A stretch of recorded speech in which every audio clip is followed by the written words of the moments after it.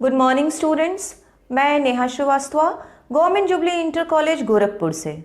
बच्चों, आज हम क्लास 10th के साइंस का चैप्टर नंबर 3 जिसका नाम है मेटल्स एंड नॉन मेटल्स, उसका तीसरा पार्ट स्टडी करेंगे। बच्चों, आपको पहले 2 पार्ट में बताया गया था कि मेटल का एक्सट्रैक्शन कैसे किया जाता है और उसकी इलेक्ट्रो रिफाइनिंग कैसे की जाती है। आज के इस वीडियो में हम पढ़ेंगे कि मेटल्स का कोरोजन कैसे होता है या कोरोजन क्या होता है और उसके प्रिवेंशन के कौन कौन से मेथड्स होते हैं। तो चलिए हम अपना आज का टॉपिक शुरू करते हैं। कोरोजन। कोरोजन क्या होता है? बच्चों, corrosion is undesirable natural phenomena in which refined metal is converted into metal sulfide, oxides और hydroxides। बच्चों, आपने अक्सर देखा होगा कि मेटल्स जैसे कॉपर, सिल्वर, आयरन, इनको जब हम नेचर के कांटेक्ट में कुछ दिन के लिए छोड़ देते हैं तो इनके सरफेस पर हमको अलग अलग कलर की कोटिंग दिखती है। जैसे कॉपर के सरफेस पर आपको ग्रीन कलर की कोटिंग दिखेगी। सिल्वर मेटल अगर आपने लिया है तो कुछ दिनों के बाद उसके सरफेस पर आपको ब्लैक कलर की कोटिंग दिख जाएगी। इसी तरह से आयरन, जो कि एक वेल नोन एग्जाम्पल है, इसके बारे में आपको पता होगा कि आयरन को जब आप कुछ दिन के लिए एयर के कांटेक्ट में छोड़ देते हैं तो उसके ऊपर आपको रस्ट दिखाई देता है। तो ये हुआ क्या?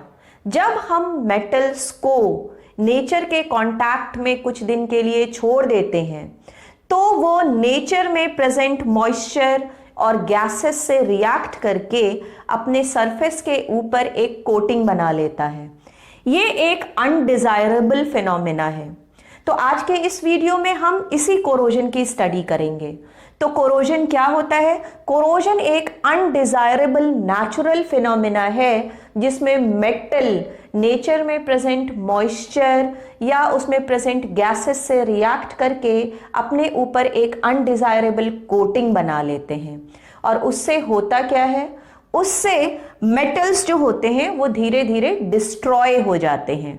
अब जैसे देखिए कि कॉपर के केस में क्या होता है?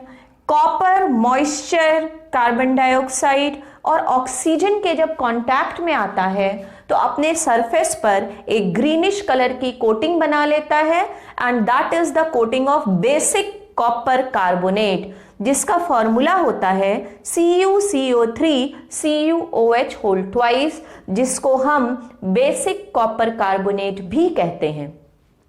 इसी तरह से सिल्वर पर देखिए, सिल्वर के आर्टिकल्स पर आपने ब्लैक कलर की कोटिंग नोटिस की होगी। वो कैसे बनता है? सबसे पहले सिल्वर एयर में प्रेजेंट ऑक्सीजन से रिएक्ट करके ऑक्साइड्स बनाते हैं। फिर ये ऑक्साइड H2S हाइड्रोजन सल्फाइड से रिएक्ट करते हैं और सिल्वर सल्फाइड की ब्लैक कलर की कोटिंग बना लेते हैं। तो इस तरह से तो कॉपर और सिल्वर की कोटिंग आपने स्टडी कर ली। अब एक वेल नोन एग्जाम्पल आयरन की भी स्टडी कर लीजिए। आयरन के केस में क्या होता है? आयरन के केस में जब आयरन एयर में प्रेजेंट ऑक्सीजन और मॉइस्चर से रिएक्ट करता है तो Fe2O3.XH2O, ये फॉर्मूला होता है रस्ट का। आयरन अपने ऊपर रस्ट की एक कोटिंग बना लेता है और इस तरह से ये सारे मेटल्स धीरे धीरे डिस्ट्रॉय हो जाते हैं। अब आयरन की स्टडी करने के लिए यहां पर हमने एक एक्सपेरिमेंट को इलस्ट्रेट किया है। आइए देखें इस एक्सपेरिमेंट में क्या किया जा रहा है। बच्चों, इस एक्सपेरिमेंट में हमने 3 सेटअप्स तैयार किए हैं, A, B और C। टेस्ट ट्यूब A है, फिर B है और फिर C है। सबसे पहले क्या किया? तीनों टेस्ट ट्यूब्स में हमने आयरन नेल्स डाल दिए। देखिए, A में भी आयरन नेल है, B में भी है और C में भी हमने आयरन नेल्स को डाल दिया है। अब क्या करें? टेस्ट ट्यूब A में आप टैप वाटर भर लीजिए और उसके ऊपर कॉर्क लगा करके 2 से 3 दिन के लिए आप इस एपरेटस को ऐसे ही छोड़ दीजिए। अब अगला देखिए, अब अगली केस में हमने क्या किया है, आपने जिस टेस्ट ट्यूब में आयरन नेल डाला था उसमें आप डिस्टिल्ड वाटर डालिए और उसके ऊपर 1 ml के आसपास ऑयल डाल दीजिए। इससे क्या होगा, डिस्टिल्ड वाटर में जो भी डिसॉल्व्ड ऑक्सीजन गैस होगी वो निकल जाएगी और उसके ऊपर जब ऑयल का एक लेयर बन जाएगा तो उसका एटमॉस्फेरिक गैसेस से कांटेक्ट खत्म हो जाएगा। फिर अगला देखिए, अगले केस में हमने क्या किया, अगले केस में हमने वाटर नहीं डाला है। अगले केस में हमने आयरन नेल में लगभग 1 या 2 ग्राम एनहाइड्रस कैल्शियम क्लोराइड डाला है। एनहाइड्रस कैल्शियम क्लोराइड क्या करता है, एनहाइड्रस कैल्शियम क्लोराइड मॉइस्चर को एब्जॉर्ब कर लेता है।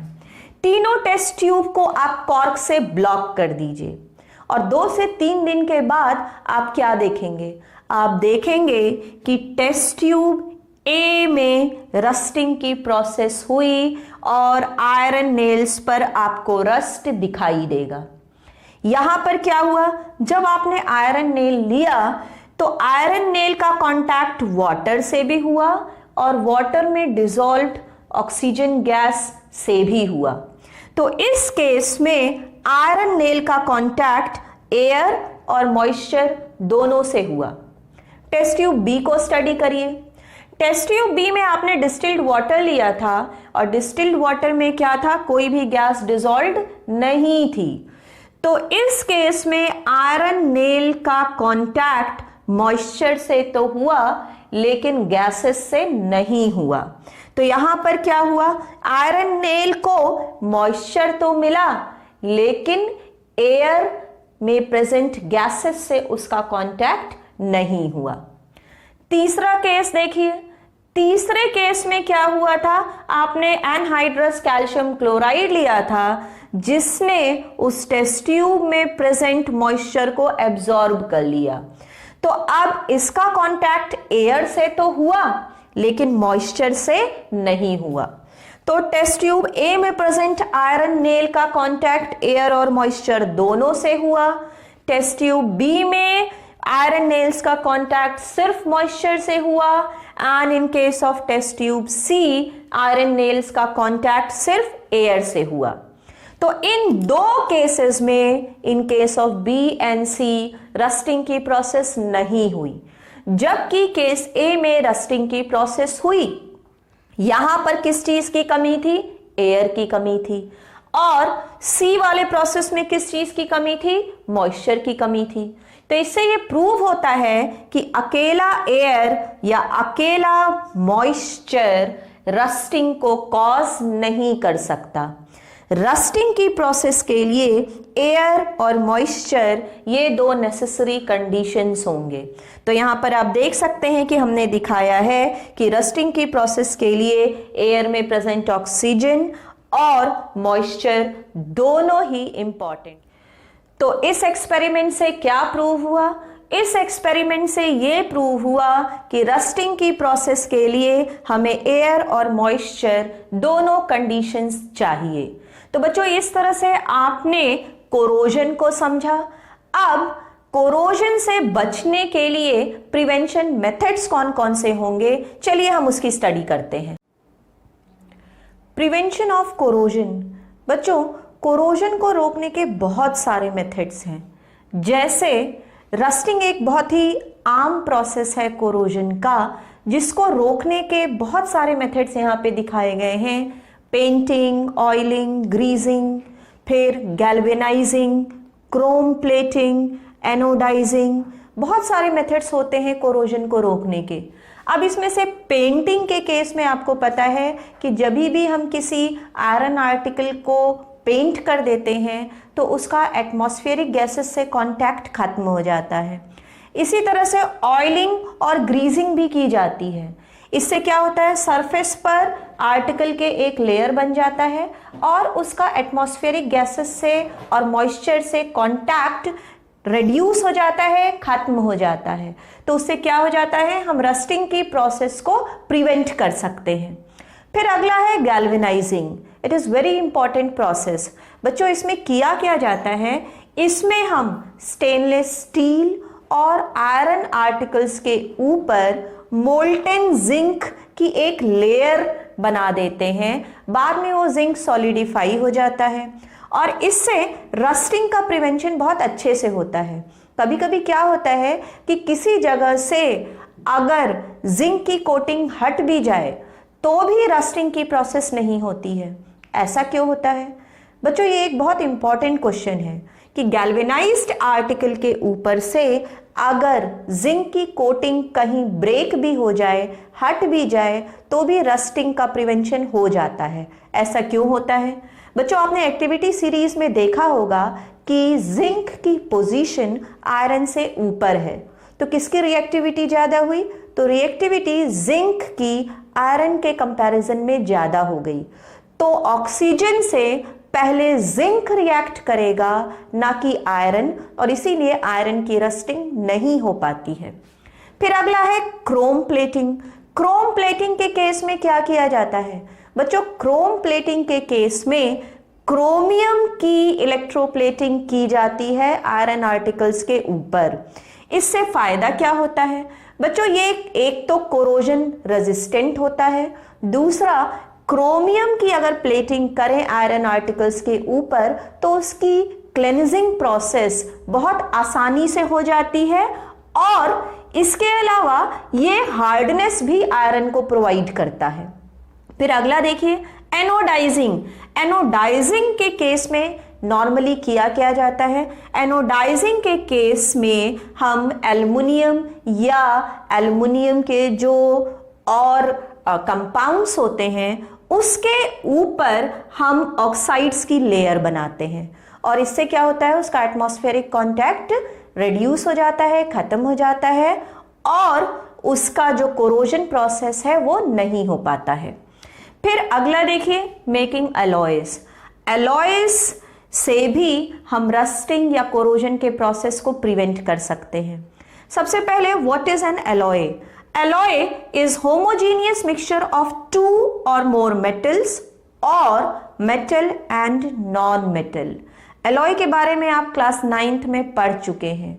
वहां पर आपको बताया गया था कि alloy एक होमोजीनियस मिक्सचर होता है दो या दो से अधिक मेटल्स का, या मेटल्स और नॉन मेटल्स का भी होमोजीनियस मिक्सचर हो सकता है। अलॉय की एक बड़ी इंपॉर्टेंट प्रॉपर्टी होती है कि उसकी इलेक्ट्रिकल कंडक्टिविटी और मेल्टिंग पॉइंट प्योर मेटल से कम होती है। देखिए electrical conductivity and melting point of an alloy is less than pure metals. इसका यूज बहुत होता है। आप देखिए एक अलॉय है brass. Brass is an alloy of copper and zinc. फिर ब्रॉन्ज। ब्रॉन्ज जो अलॉय होता है कॉपर और टिन का अलॉय होता है। ये दोनों ही alloy they are not good conductors, जबकि आपको पता है कि कॉपर के तो वायर्स बनाए जाते हैं। कॉपर बहुत अच्छा कंडक्टर होता है, लेकिन इससे जो अलॉय बना ब्रास और bronze, it is not a good conductor. फिर अगला देखिए सोल्डर। बच्चों ये सोल्डर एक अलॉय है लेड और टिन का। इसका यूज क्या होता है? इसका मेल्टिंग पॉइंट इसमें प्रेजेंट मेटल से कम होता है, और इसीलिए इसका यूज किया जाता है वेल्डिंग इलेक्ट्रिकल वायर्स में। इलेक्ट्रिकल वायर्स की वेल्डिंग वाले प्रोसेस में हम सोल्डर मेटल का यूज करते हैं। अब इसके बाद हम पढ़ेंगे कि अलॉय का और क्या क्या यूज हो सकता है। बच्चों आप देखिए प्योर आयरन। अगर हम अपनी डेली लाइफ की बात करें तो सबसे ज्यादा हम आयरन आर्टिकल्स का ही यूज करते हैं। प्योर आयरन अगर हम यूज करेंगे तो pure iron is very soft and stretches easily when it is hot. जब प्योर आयरन आप लेंगे तो प्योर आयरन सॉफ्ट होता है, और अगर वो गर्म हो तो उसकी स्ट्रेचिंग प्रोसेस बड़ी ही आसानी से हो सकती है। जबकि आयरन को हम यूज करते हैं उस जगह पर जहां पे हमें हार्डनेस प्रोवाइड करनी होती है। तो अब क्या करें? अब हम आयरन के अलॉयज बना सकते हैं। अगर आयरन को हम 0.05% कार्बन के साथ में मिक्स कर दें तो उसकी हार्डनेस बढ़ जाएगी और वो बहुत स्ट्रांग हो जाएगा। फिर अगला देखिए, अगर आयरन आर्टिकल को हम निकल और क्रोमियम के साथ में उसका होमोजीनियस मिक्सचर तैयार करके अलॉय बना लें तो इसको हम क्या कहते हैं, इसको हम कहते हैं स्टेनलेस स्टील। और इससे क्या होगी, इससे हार्डनेस बढ़ जाएगी और आयरन आर्टिकल रस्ट कैच नहीं करेगा, उसकी रस्टिंग की प्रोसेस नहीं होगी। फिर अगला देखिए बच्चों, प्योर गोल्ड। प्योर गोल्ड ऐसे तो 24 कैरेट गोल्ड को कहा जाता है, लेकिन उसका यूज हम ज्वेलरी बनाने में नहीं कर सकते हैं। क्यों नहीं कर सकते? क्योंकि pure gold is very soft, jewellery नहीं बन पाएगी। तो क्या करना पड़ेगा, उसको हार्डनेस प्रोवाइड कराना पड़ेगा, और हार्डनेस प्रोवाइड कराने के लिए हम उसका एलॉय बनाते हैं सिल्वर या कॉपर के साथ। इसीलिए इंडिया में नॉर्मली 22 कैरेट गोल्ड का प्रचलन है। 22 कैरेट गोल्ड से मतलब होता है कि उसमें 22 पार्ट तो प्योर गोल्ड का होगा और जो बचा 2 पार्ट उसमें या तो सिल्वर प्रेजेंट होगा या तो कॉपर प्रेजेंट होगा।